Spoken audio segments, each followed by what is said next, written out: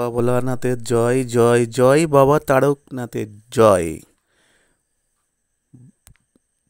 ভক্তবৃন্দ, চলে আসলাম ঘুরতে ঘুরতে বাবা তারকনাথ ধাম।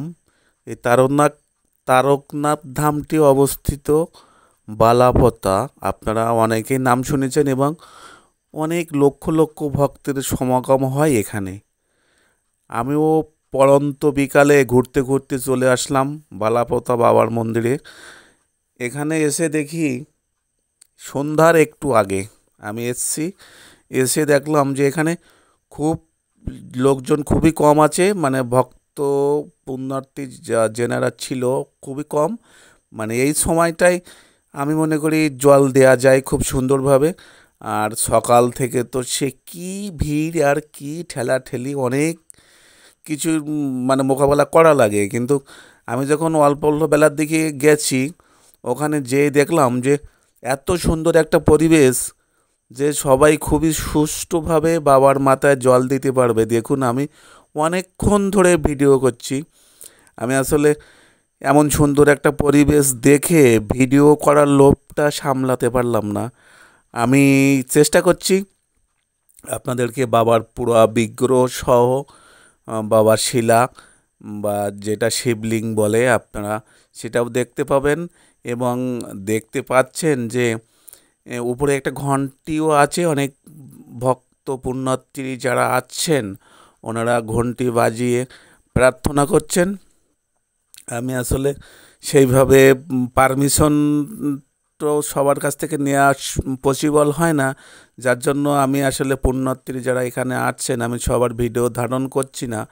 আমি শুধু মন্দিরের ভিতরে যেসব প্রতিমাগুলো আছে বা যেসব বাবার বিগ্রহগুলো আছে আমি সেইগুলো আপনাদেরকে দেখানোর চেষ্টা করছি। আমি সেই সাথে সাথে আপনাদের বলবো, যদি আপনারা খুব ভিড়ের ভয় করেন তাহলে অল্প অল্প বেলার দিকে চলে আসবেন। দেখবেন খুব সুন্দর একটি মনোরম পরিবেশে, কোনো রোদ্দুর নেই, কোনো মানুষের ঠেলাঠেলি নেই, সব কিছু মিলেই খুব একটা সুন্দর পরিবেশ।